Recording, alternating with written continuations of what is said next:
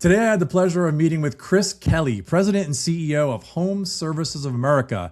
We discuss why he's the adult in the room, who the children are, and what's to come in the battle between NAR and ARA. This is not one you're going to want to miss. Hey, everyone. This episode is brought to you by Lofty, the agentic AI operating system for real estate.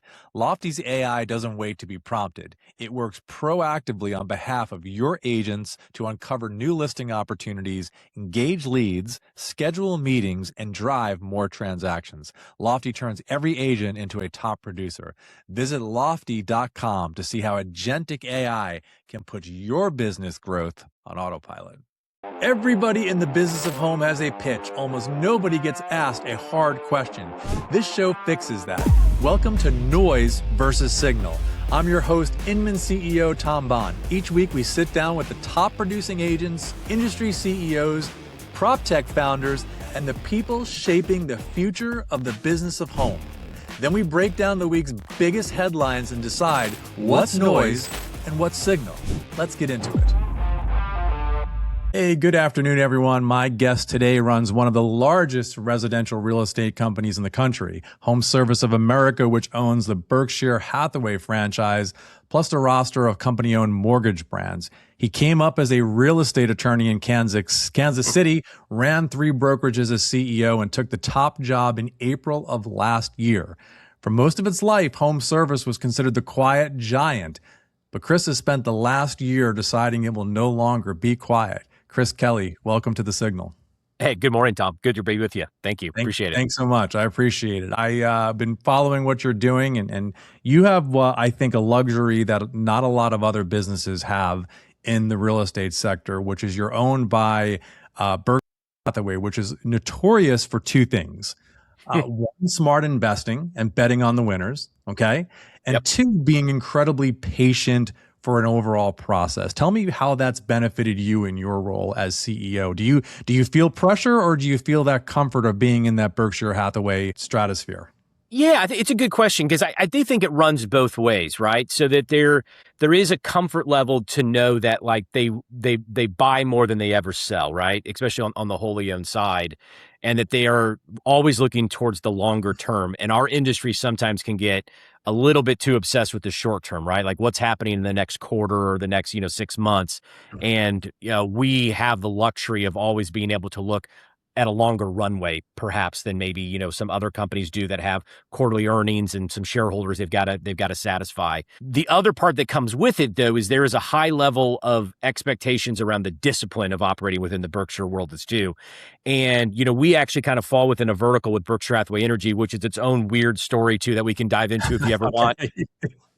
But I would say operating in that vertical, we have to operate with a level of financial discipline that sometimes gets lost in this industry as well, where we're chasing headlines, right? Like, okay, someone else did an M&A, now we've got to do an M&A. And you're kind of fighting for headlines as opposed to maybe what's the right thing for your business. And so overall, being part of the Berkshire Hathaway structure is really, really great. There's the knowledge that you can tap into is pretty amazing from the different industries that you can learn from. I always think there's more to learn outside of our industry than just looking internal. But then there's also that expectation that you have to perform financially, right? Like that, we expect that our businesses make money. Even in a downturned market like we've been in the last handful of years, you've got to right size and you still have to find a way to be a profitable business, even in these types of environments. So overall, it's a pretty great place to be, but you got to perform. That's if you have the luxury of being part of it, you've got to perform and you got to show that you can do it. And the other thing that obviously is the biggest misnomer that we went through with the litigation is this idea that Berkshire comes down and just like floods you with cash or resources. No one floods anyone with cash. That's the biggest misnomer, does not work including that way. Private equity. Yeah, exactly. And so that's the biggest misnomer that we sometimes fight is this idea that, there's this kind of golden pot behind you. Have you met Warren Buffett in your journeys there yet? And what is he like? Because I'm a huge fan of him and his discipline and his outlook. In a world of billionaires popping up every day, he's one of the good guys, right? But what is the outlook? What is his outlook? What is your larger economist outlook on the residential housing market? Yeah. So we've had the pleasure of, being with Warren, let's say in larger environments. we actually have a really good relationship with Greg Abel, who was Warren's successor, who stepped in the CEO role in January.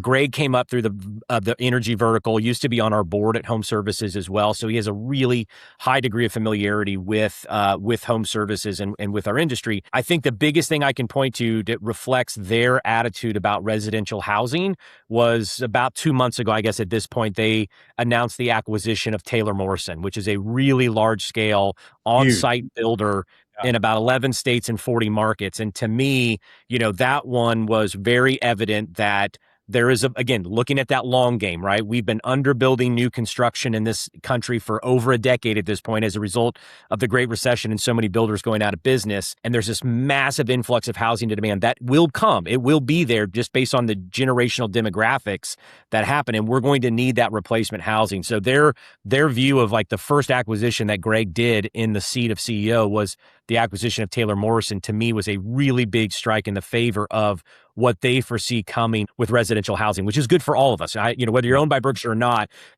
some really smart investors at Berkshire Hathaway thought housing is still going to be a great place to put your money. And that's why they made that acquisition. Inman is now owned by a private equity platform, has been for a number of years. And I think that was one of the most telling signs that we've seen in quite a while that said the American, the U.S. in particular, residential housing market is going to be okay. Yeah. Yeah. Because we've never seen, as you look at the demographics, right, there was a prediction. I remember it starting about 10 years ago.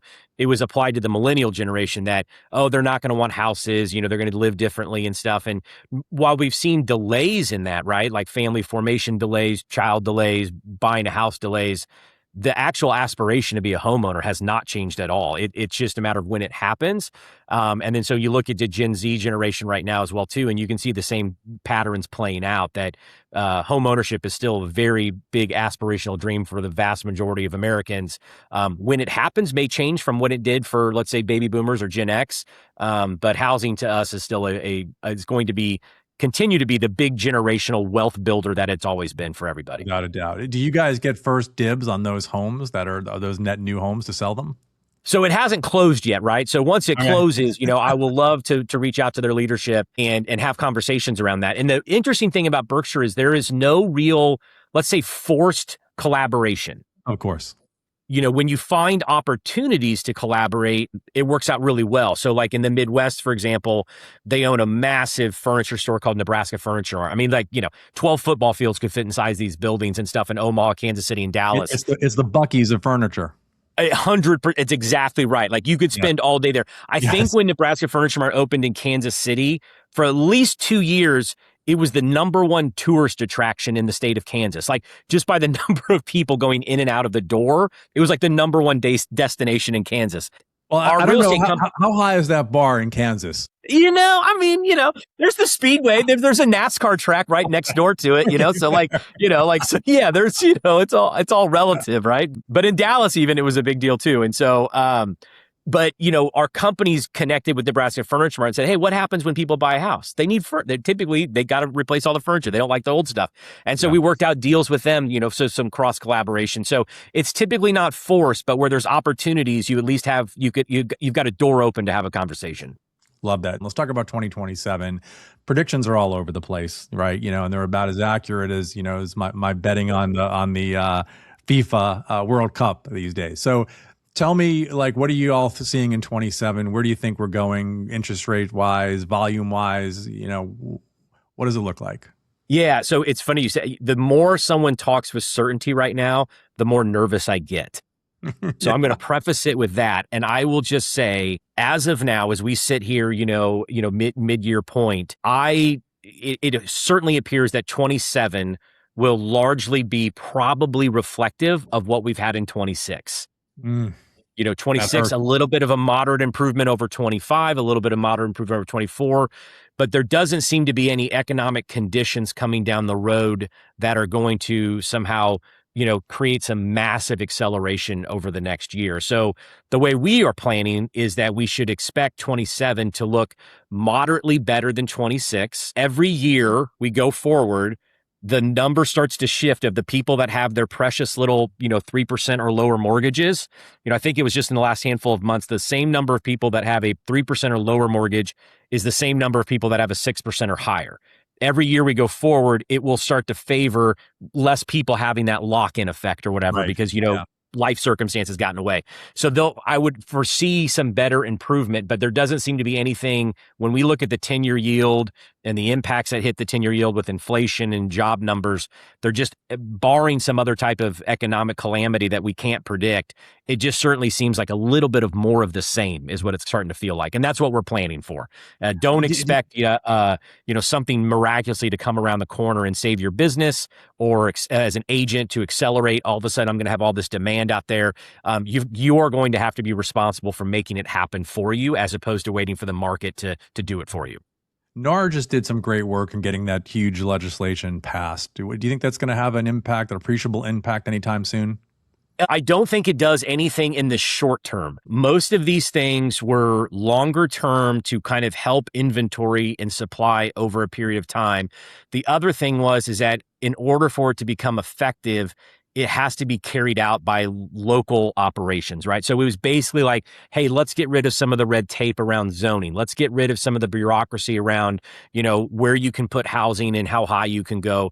That stuff doesn't change overnight. And it has to be now enacted and implemented at the local level. And so we were glad that it passed in the weird way that it did, passed, not signed, signed, not signed. I'm glad it went through, but it is definitely more of a long-term, a handful of years from now, hopefully we start seeing the acceleration of new housing starts, whether that's multifamily or single family, whatever it may be, that the wheels have been greased a little bit. Because when I talk to builders, what they'll say is 30% now of the cost you're paying for that new house is cooked in with all the local ordinances and zoning and everything they have to go through in order to basically build that house. Like 30% of the cost is there before they even touch the dirt that the house is built on.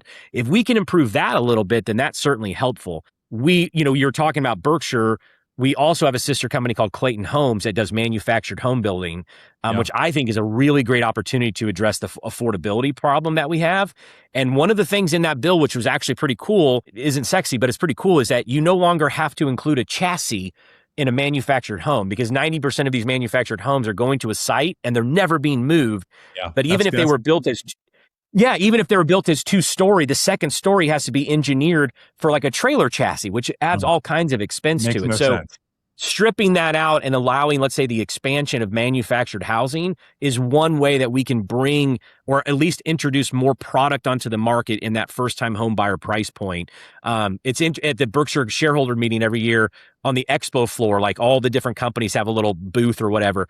Clayton, like, they bring in a real house. Like there's an actual house they built in there, and you walk through it and like, it does not feel like whatever you would perceive to be a manufactured home. It's a really nice product. If we can have more of that out there in more neighborhoods, that will really help on that affordability side, because most sticks and brick builders are having a hard time building anything in that affordability range. And so this is an option that you just can in get with. Montana with the LPT group, and they're repping a really interesting community out there that is entirely modular built. I mean, it was really fascinating to watch it. Here's the key, though. They're starting at $900,000. So even though, again, depending on where you're at, that Montana land is not getting any cheaper. No, yeah. Yellowstone didn't do any favors for the affordability in Montana. Yeah. We're going to pivot to home services here in just a second, but I just want to get one more thing out on macro. So I've got the luxury and the pleasure of talking to some really cool people. And in the past week, I've had conversations with both Robert Palmer, Robert Palmer Companies and LPT, and Ryan Serhant. And they both had wildly different takes on realtors in general. Robert says that it's going to be about the individual hustling and working, and sometimes selling 5 and sometimes selling 20 or 30. And Ryan saying that it's going to be a lot less realtors, and it's going to come down to Serhant and Compass in terms of companies, right? And I know that's Ryan, right? I love him, but he's a master at it. Where do you stand? Number of realtors, a lot less, same, more? Yeah, I don't think the number, we've already seen the number come down a little bit, and that typically happens anytime you go through let's say an extended or elongated period of market challenges. Someone who's not selling any houses, and they'll say, well, do I really want to pay the $500-$600 to renew my license? And so I'm going to get out of the business. So you see a natural decline in that. I don't see anything major because the industry infrastructure hasn't shifted to where we're intentionally trying to push any of those people out. Mhm. Most companies have referral networks for those that aren't actively engaged anymore. Those referral network agents still count as, a licensed agent. So I really don't ever get fixated on how many number of people are out there licensed as real estate professionals. Because we still know about 25 to 30% are doing 80% of the actual transactions of that, let's say 1.4 million licensed professionals across the country. I think what we are going to see happen, and you already do see it happening, is there seems to be a fork of two different models that are becoming prevalent. And it's either going to be the cost-based model, which it would be the LPTs, the Reals, the EXPs, which provide an awesome business model for agents that's what they're after. And then Yeah. you're going to see full service. Anything kind of in the middle where you're not, let's just say you're trying to be full service everything and you're not the cheapest, right? I think that's where you're going to get lost in the middle. And we've seen that happen in other industries as well, like retail, whatever it is. If, you're Yeah. either high-end Nordstrom's or you're affordable Target, Walmart, and that stuff that used to be in the middle, the J.C. Penney's or whatever, they're just gone. And so I think the same thing happens here a little bit. And there's a huge opportunity for either you growing big and national, or you're going to become boutique. And boutique could mean like we specialize in a niche type of clientele, a niche price point, a niche market. I've seen that happen in my prior world law firms where you either started growing to become a big national law firm or you became kind of boutique and niche on the type of law that you practice. And consumers were drawn to that, or types of businesses were. And that's where we seem to be going right now, which isn't a bad thing, right? I think in the past, real estate was like every model was trying to attract 100% of the types of agents out there, which Right. is really hard to do. And so now it's like, know who you are, like know the profile of the agent you want to attract, lean into that. That means you're not going to get everybody. That's okay. The agent that would typically want to be with Home Services or Berkshire Hathaway Home Services is probably not the agent who's going to be highly attracted to LPT. And that's fine. That's great. It's awesome that there are different models to appeal to different types of agents, different business models, different seasons of their careers, whatever it may be. And so this kind of myopic view of like, there's only going to be two at the end of the day, it just Well, doesn't play out that's because sizzle, right? That's yeah, new. it's sizzle. But even if there were like that, that would only give rise to someone else to be a differentiator from those things and stuff, So it's definitely going national in scope, but there's an opportunity for, I think, the unique boutique type firms as well too right now. Yeah, yeah. I think the barriers of entry to become a realtor and the tools that are available from AI and everything now make the barriers to entry so low that I can't Yeah, see consolidation happening across couple. It's not like making cars, right? Anyone correct. who has the hustle and the drive and the ability to build a great brand can do it. Yep. And we've seen So that. I mean, if you went back 20 years, you'd say there's the big three automakers in Detroit. Now you fast forward to today and stuff, no one would have envisioned a Tesla coming along and, yeah. and a Rivian and all these other models and different brands out there. And the same thing always happens. There's always going to be something that is differentiated or something that kind of takes the current model and just spins it just a little bit different. So let's talk about you and home services now. Let's get to the heart of it. You have spent the past part of the year saying that you guys are done being quiet. What does that mean, and what does that look like? Because you're pretty buttoned up leader, very highly respected. I can't imagine you out running around out there creating headlines or crazy headlines like Ryan and some of the other personalities. So what does that look like for you, and why the Yeah, change? I think for us, what I meant by that and what we've tried to follow through on is that historically home services operated very much as a holding company, almost a mirror of very similar to what Berkshire was, which is Right. we would buy brokerages, we would do nothing. It was literally like Ron Peltier, our founder, would, when he bought a company, he'd go on stage, "We love you. Keep doing what you're doing. You'll never see me again. Good night." Like that was the stump speech. And what's happened over the last 15 years is just the margins have changed, right? So like this whole idea of being able to have, 40 independently operated companies or even the back end, right? So let's say accounting and finance, IT, who paid the utility bills, all of that stuff, being duplicated 40 different ways across the country. That really just becomes less feasible in today's market. So partially margin driven to where we said, there's a lot of things we're asking our companies to do that we could probably do on the back end at an enterprise level much more efficiently and allow us to invest those saved monies into things that actually matter to the agent and the consumer. That was part Yeah. of it. The other thing too is that over the last decade, if you went back and looked at the top 10 brokerages 10 years ago, except for like Home Services and let's say NRT at the time, almost all of them are regional. And it's all, if you look at the top 10 now, it's almost all national at this point. There's a couple that I would call super regionals, like Douglas Elliman, Howard Hanna. Calling them regional is underplaying how big they really are. So it's essentially a national game at this point in that level. And there's conversations that are happening now that would have been local. All this talk about private listings and MLSs, those all would have been these little market by market conversations that are happening on a national level. And we found that it became increasingly important that home services have a voice in those conversations, be vocal out in the marketplace as an industry leader, and transition from what I call being a holding company to a parent company.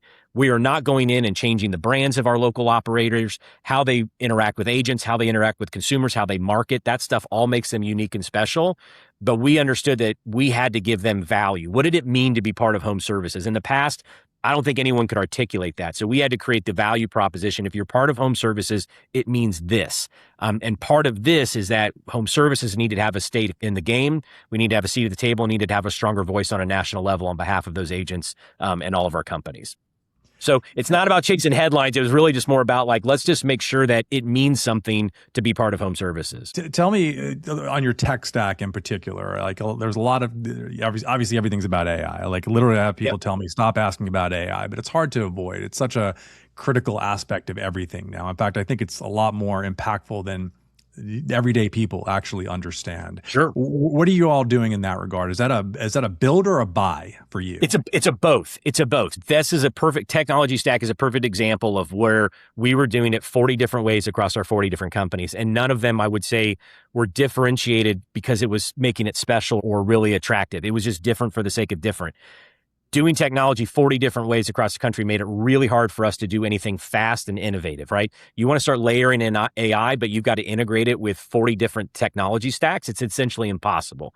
So we have migrated to a more unified stack across the entire country.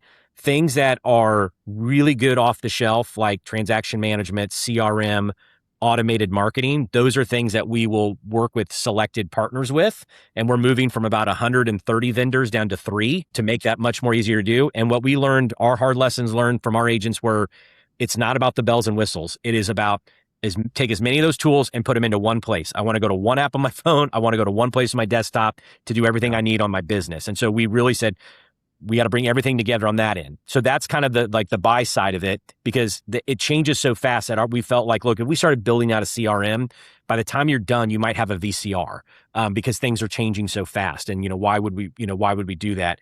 On the build side, the unique thing about our model being owned brokerage, owned mortgage, owned title, owned insurance, that connection of those things is something that we are building on. There's nothing available to buy there.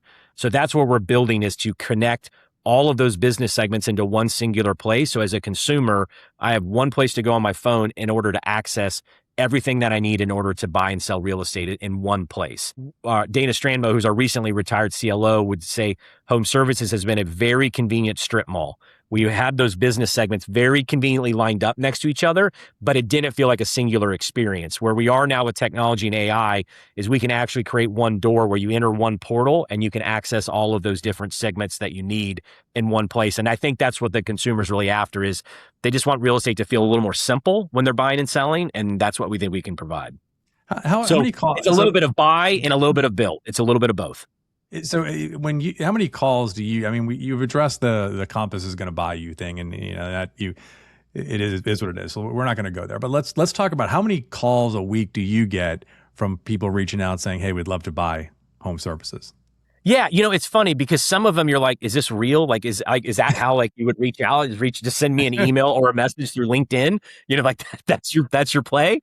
Yeah, it comes in waves. And what I've kind of learned is that there aren't a lot of external players that want to get into our industry and own, let's say, the brokerage space. I look at Zillow, for example. They want to do about everything in the transaction except the brokerage side of it. It comes with the thinnest margin. It comes with the most, let's say, risk management. It comes with the most having to kind of work through a team of independent contractor agents and stuff. And so they want to do everything else like that. When I see private equity getting into our business, typically it's not singularly brokerage. It's I'm going to own brokerage and I'm going to own these other parts of the transaction or tools so that I can kind of create these synergies and bring them together. And so being part of Berkshire, I think it scares some folks off from even making the ask because they're like, well, clearly they're not going to sell, but it doesn't scare off everybody. But, more often than not, it doesn't seem to be anything that, is of any real interest or going to go anywhere. Because of Berkshire, you have deep pockets. And so what does your next acquisition look like? Are you a buyer of a portal, a data company, another mortgage platform? What's next for you? Are you actively looking at things? Yes, absolutely. So for us, where we're going to target capital is completing, let's say, the consumer flywheel. And so, one of the things that we did a couple of years ago that, again, it's not a sexy headline, but we bought into an interest and have an ownership interest in a title underwriter, right? Like those aren't the things people, that's not front head page news, but like we were spending millions of dollars every year, on title underwriting. It's not sexy, but it's revenue. Yeah, absolutely. Like why would we not own a part of that, right? And so when we have brokerage, mortgage, title, insurance, you think of that as the flywheel, but the honest answer is that after you get to that one stage, the consumer floats out into space for a handful of years before they come back to you. And so we're looking at things where how do we complete that flywheel? And so on the mortgage side, servicing is an example of that. Where do we get into the play of where like we can still stay in touch with the consumer past the closing of the transaction? So I look at like what Rocket's doing with the acquisition of Redfin, the acquisition of Mr. Cooper. That's what I look at as saying, okay, those are the things that I want to keep my eye on because I look at what Rocket's doing is very similar to HomeServices model. We're coming at it from two ends of a spectrum, right? We're all trying to get to the middle, which is how do I give the consumer everything they need to do a real estate transaction in one place? They're coming at it from more of, let's say, the pure technology stage. We're coming at it from like we have the human capital deployed across the country of loan officers, actual title people, actual insurance professionals, agents, and now supplementing them with better technology and AI, but trying to get to the same place. And so I look at what they're doing on the same plane as what HomeServices is trying to do, maybe just coming at it from two different places. This is inside ball, but I'm asking because I'm curious, just because it's the world I come from. Do you guys handle that with a corporate development team internally? Or are you working with a series of investment bankers across the country, looking at opportunities as they arise? It's mainly internal. We've always kind of done things internal. That's kind of another kind of model within Berkshire is you handle a lot of your M&A internally. Sometimes the party that you're talking to, they may have their own external third party that they're working through, but oftentimes we're doing, and because Berkshire really was built off of M&A, there is an internal inherent expertise internally that you can tap into that you don't oftentimes have to go external for. So it's kind of just become part of the culture of this organization of that most of this is done on an internal basis. Fantastic. So let's talk about clear cooperation. It's still in the NAR playbook, but it's pretty much ignored now at scale. Compass walked away for it. MRED built a private listing network, and there's all types of drama out there. Where do you all stand on that, and where does NAR need to go? Yeah, so it's interesting. I think when clear cooperation passed, whenever that was 2020, there was a thought that it was so restrictive that it would eliminate all private listings. Like, no, clearly no one would do an exclusive listing under under these like kind of burdensome rules of clear cooperation. And it had the inverse effect. It drove them even further underground. So I think it's actually not accomplished what it was after, which was to shine light on more listings. I think it drove actually exclusive listings even further underground and harder to find. And I think gave rise to where we are today in this current conversation. I hate the fact that our industry would need a set of regulations or rules to tell us to do the right thing. That when I'm an agent and I'm meeting with a seller, that based on the seller's circumstances, the uniqueness of the property, the price points, whatever it may be, my job as an agent is to do what's best for that property, best for that seller. And the fact that I'd have to have a rule that tells me you better do the right thing here and stuff, it just feels a little bit unnecessary from a broad perspective. So we scrap it? Yeah, because it's not doing what it said it was supposed to do. Now, our belief at HomeServices is that the vast majority of all listings should get the widest exposure possible. And that there are very few sellers that come into listing their home that believe limiting the exposure of their property is actually positive for them. In fact, I saw some of the more recent surveys that came out that they did some consumer surveys where most consumers had no idea really about private listings until the agent said, you should consider doing this. And again, there are certain properties that make sense for, but the markets I've been in Kansas City, Dallas, for example, there's very few properties, I can think of a handful where like, okay, that makes sense. But the $450,000 brick house in Plano, that should be blasted out to as many people as possible. And it feels like both ends, right? Because of the restrictiveness of the rules and the pushback against it, we've actually seen more properties being kind of pushed in that direction than I think otherwise would have been if clear cooperation never existed in the first place. Okay. And so that's kind of our view on it is I don't think it's needed. It's not doing what it was supposed to do. And if a law or rule is no longer meeting the objective that it was enacted for, then why have it? Yeah, so that brings up my next question and a good point. You have said you wanted Home Services to be the adult in the room. That was a very adult answer considering the personalities that I interview in this. So if you guys are the adult, who are the children? The ones that cannot seem to stop fighting with one another, right? And I was so shocked as we came out of let's say the industry-wide litigation. You thought that would have created a taste in everybody's mouth that being involved in litigation accomplishes nothing. It doesn't better the process for the consumer. It didn't improve anything for the agent. Certainly didn't improve the economics for the brokerages that were involved. And the fact that we are seeing so many parties right now that are rushing to litigate with one another is really confounding for me. And that's partly maybe because I'm a former litigator. My prior life, I did real estate litigation, and I don't really see a lot of positives coming out of it. In the Compass Zillow fight was really interesting because Homes.com wasn't included, but then they tried to get in. Like they filed a motion saying, "Judge, please let us in this matter. We have things to say here." And the judge was like, "No, get out." And so like just this kind of thought that like we're going to improve the consumer experience or better the industry through the continued litigation and infighting is really bananas to me, because all it is airing all of this dirty laundry. And for a consumer, and this is the headline that really scared me last week, was the Wall Street Journal headline that said, thinking about selling your house, it's more complicated than ever.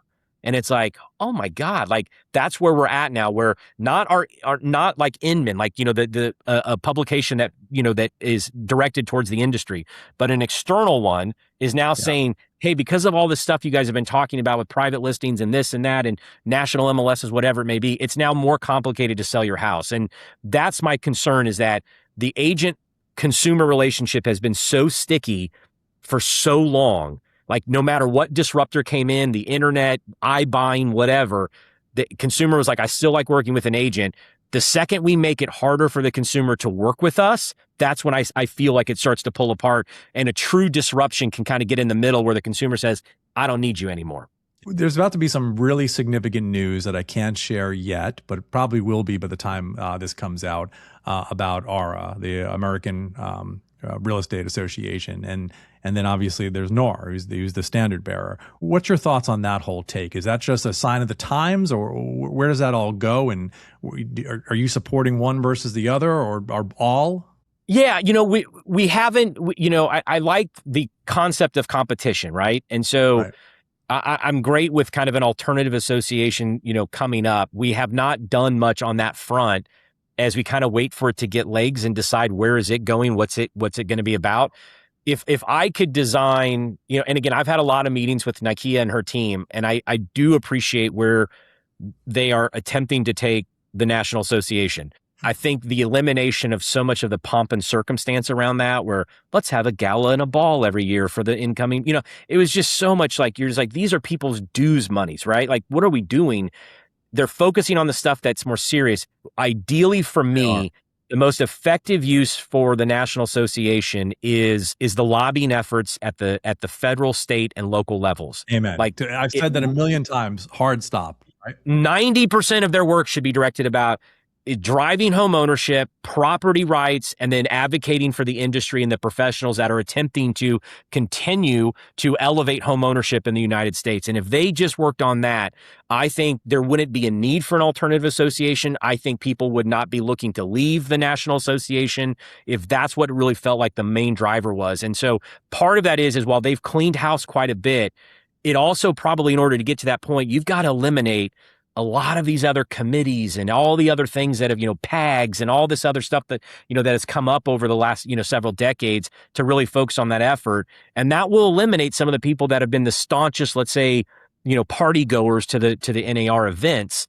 But I really think for longevity purposes, if they really got to be just like the most professional trade association advocating for home ownership and property rights and for the industry that serves those two things, I think they'd have a they'd have a long runway to go, and people would be highly supportive of continue to be members. Agree. 10 years from now, what do you think is going to be the one thing that we look back and say, man, we really were wrong on that. We screwed the pooch. Oh, as an industry or just me personally? Because my personal list could be really long. I agree. We both have a huge list on that. I'm still working on that. But in terms of the industry and the prognosticators and everyone out there talking about, what do you think we're going to look back 10 years like we do now, or whatever the case may be, we're going to say, man, we were really, really wrong. Yeah. So for me, the one that I would say there is a potential for us to be wrong on is right now we're in year 4 of sub 5 million existing home sales.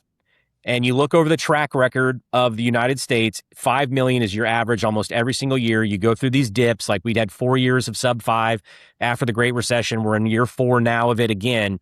And there's this assumption that, once these little conditions approve, it automatically will just bounce right back up.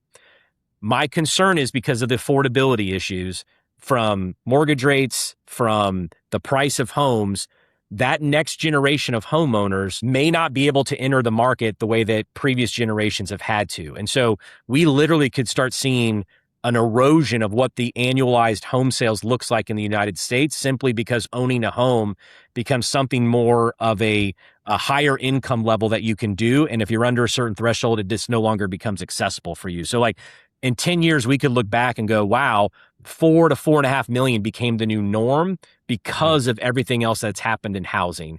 That one's a little scary to think about, but it's absolutely on the horizon based on the demographic numbers that we see and that we put out and we've looked at. Is that the thought that every Gen Z and millennial, and really younger millennials at this point because they're in their prime home money, but then let's say Gen Z and then Gen Alpha after that are automatically going to be able to become homeowners, and on the normal trajectory that the rest of the generations have had is not something that we should just assume that's going to happen, which means we need to fight for it, which means we really do need to be addressing these concerns to get more people to become homeowners.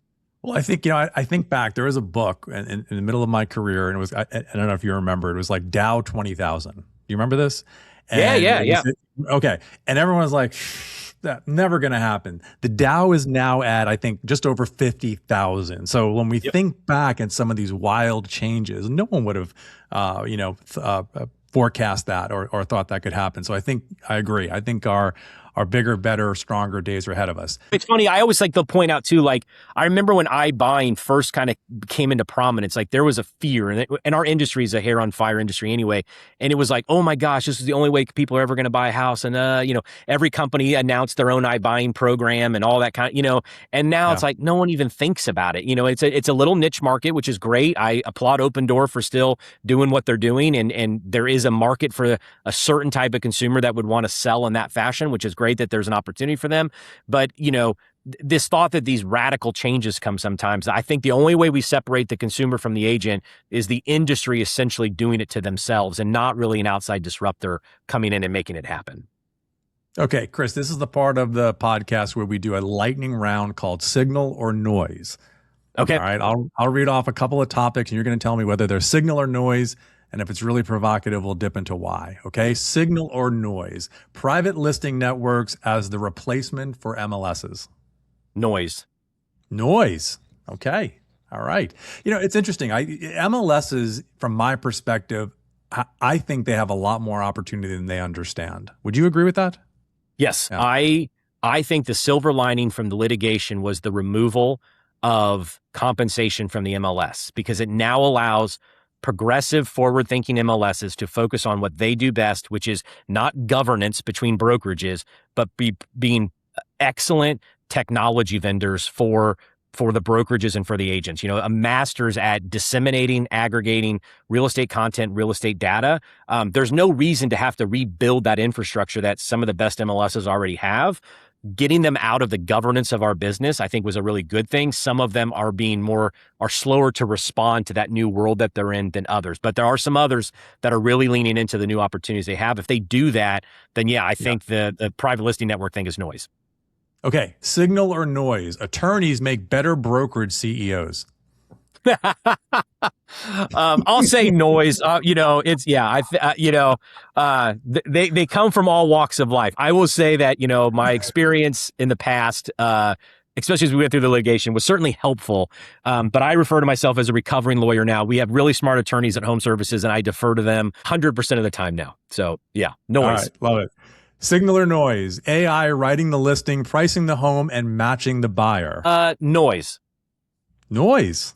Okay. Yeah, I think it's you mentioned it, right? I think it becomes a tool, and the agent who effectively uses it will have a really good advantage in the marketplace. And my bad example I like to use is an agent, let's say in 2015, who was still trying to operate in a pre-internet era, right? Like, consumer, I'm not going to set you up on a saved search. I'm going to come to your house every few days and deliver a set of MLS sheets to you in a book. And that's how you're going to look at homes. We're going to do it the old fashioned way and stuff. And they would not have been successful. Agents are going to be able to give information to their consumers at a faster, more accurate clip because of AI. But I don't see it replacing that kind of human value. And that consumer research I was mentioning before kind of bore that out. Like, consumers are comfortable using AI for like valuation models, for asking it like, what are some things that I should do, where invest money. But when it comes down to, let's say, negotiations, pricing the home, whether they should accept an offer, all of it ranked out that the consumer still prefers to use the human for that side of it. And I always call it the therapy work, that we undervalue the therapy work that agents provide to the consumer. It is such an emotional roller coaster to buy or sell a house. That therapy part of it is such a huge part. And I think it was the New York Times a couple of weeks ago, published an article from someone who said, I used AI to sell my house and here's everything I did. And they went through it, and I think it was basically trying to scare like, oh, AI could replace all the agents. I read it and I said, 90% of the consumers will not want to do anything that seller just did. They will not want to take all the time to do that. And really all it was describing was for sale by owner with the use of an AI tool. I mean, it was the exact same thing you do 10 years ago for sale by owner. You just had an AI assistant working with you. Most consumers, they still want to offload it to somebody who's a professional, is going to come in and help them through the process. Love it. Chris Kelly, President and CEO of Home Services of America, and the adult in the residential real estate room. Thank you so much for joining us. My wife might disagree with that, but yes, yeah. Appreciate your time, man. Thank you. Thanks, Tom. Thanks for listening to Noise versus Signal. Follow us on Instagram at Inman News for more conversations and industry insights. And be sure to subscribe wherever you get your podcasts so you never miss an episode. I'll see you next time.